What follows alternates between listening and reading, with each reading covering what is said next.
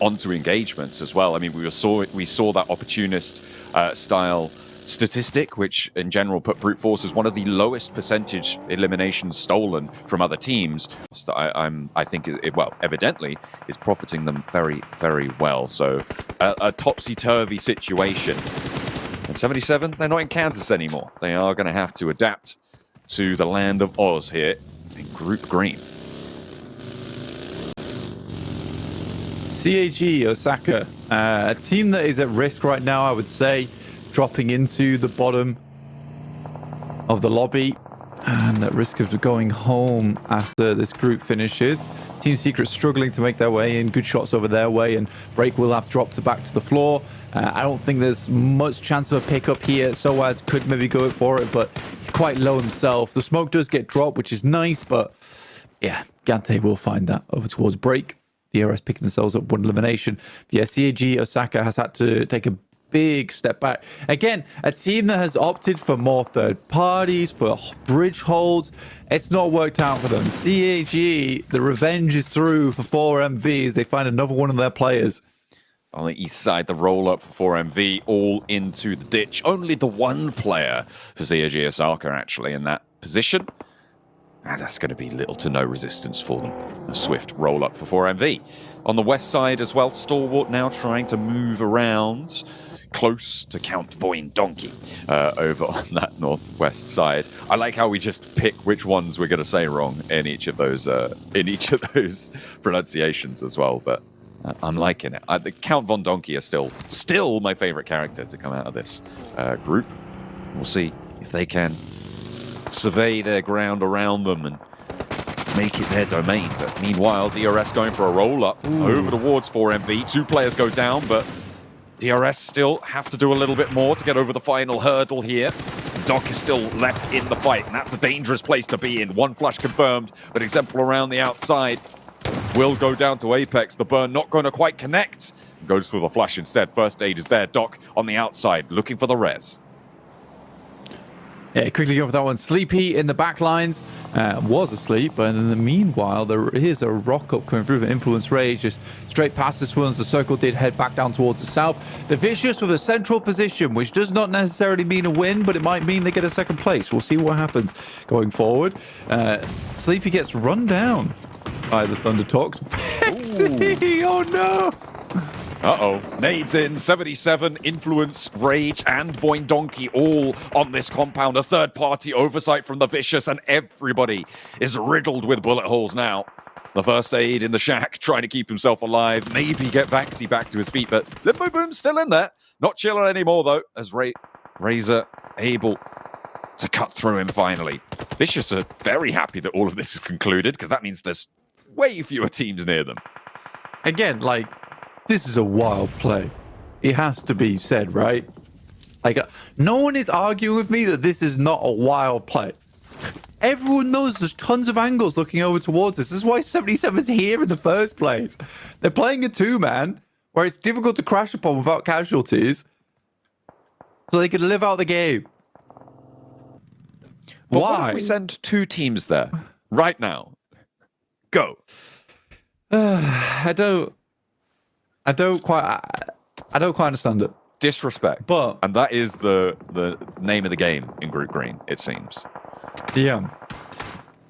But either way, you know, it's getting some teams points here and there. Influence Rage, it didn't work out for them on that roll-up. Confusing. It's such a hard lobby to analyze as well, because there is so many weird things going on inside of it. There is a lot of chaos unfolding here. Team Liquid looking to try and move out of this compound, but Stalwart are on the surround.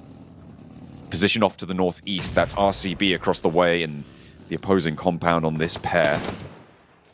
Team Liquid looking to move out the back. Stalwart going to have to move, and a lot of them on their feet, trying to make their way on in. RRQ, they had that south outpost, and there's the MG3. Little 1-2, short little burp from the bullets of the MG3. Able to do the job for 1. Cardozen goes down. Team Liquid rotating through RRQ. On the north side, RCB watches in awe as that happens. And they flex out. Stalwart now moving up. Oh my goodness. Okay, And RCB getting involved. RCB flexed out. Stalwart have moved in the meantime, and it's a recrash from Stalwart from RCB on the high ground. Critter trying to get the spray through the door frame, and RCB holding their nerve. The wrap around the fold back is going to work out for them as Stalwart fall. RRQ on the outside now, looking to try and capitalize. The knock on the high ground from earlier means that they can't go for that full crash just yet, and RCB are able to hold this one out. How? How? Don't stand. Stalwart should run a full awesome lineup on that one over towards their compound. RRQ disengages. They leave. They didn't want any of it. Soko moves down back over towards the Vicious central side. D plus Kia currently trying to deal with Cellcom Digi Alliance over towards that eastern edge. Chip's still in Rotok. I think he's just using that high ground right now to scout. Nice. The team doing a good thing. I like it. This is really good. All right, RCB moving out against RRQ. They wanted to do it before. Stalwart pulled them back in.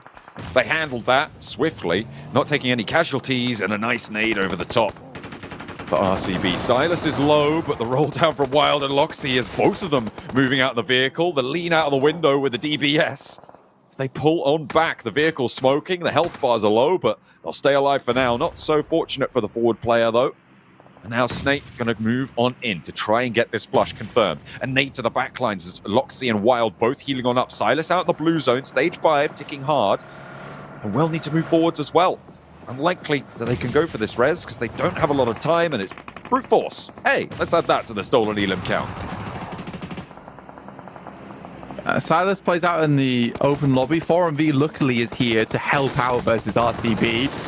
MG3 in the hand of Asayu, getting some good damage through, but not quite enough as RCB will finish off. RCB, RRQ had to push into you guys at some point.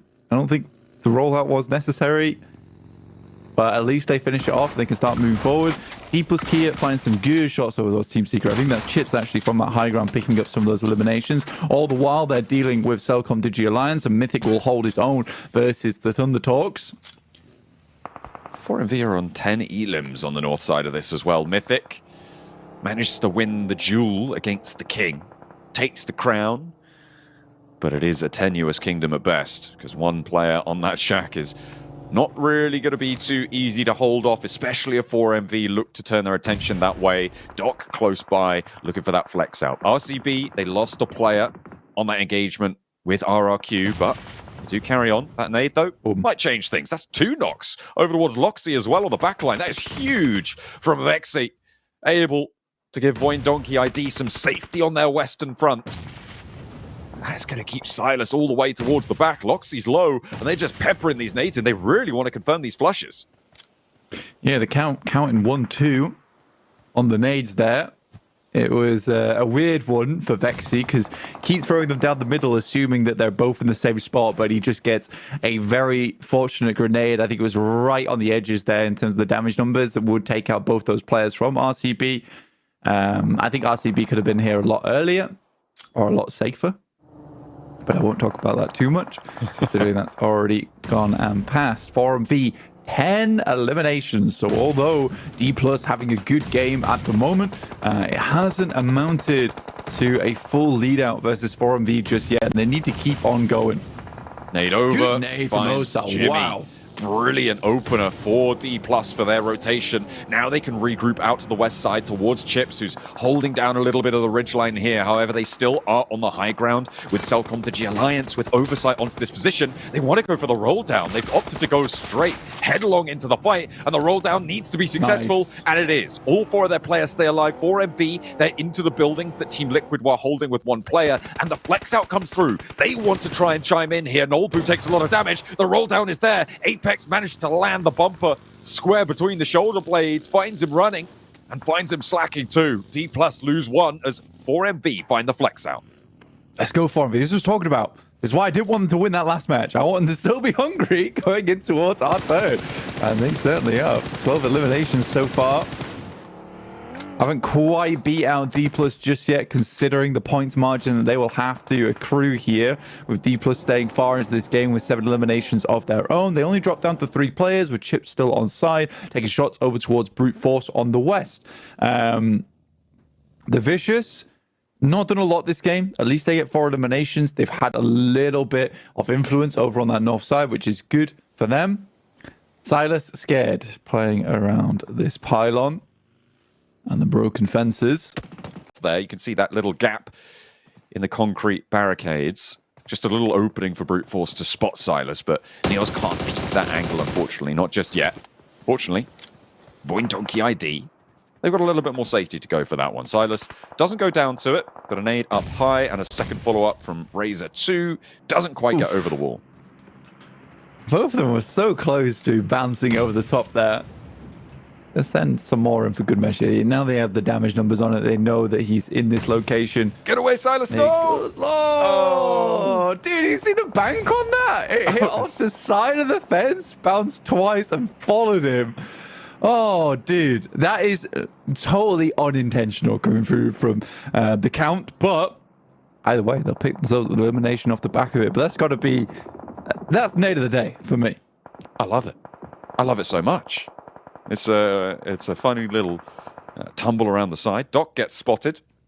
Osal is the one to do so, but there's a knock being sent over towards D+ as well. With 7 elims, top 5 D+ are not going to be catchable for 4MV this match, I don't think. Unless there's, well, I will never say never, but we've seen some crazy stuff from 4MV in the past. If Apex can find Fabian, then that could be big.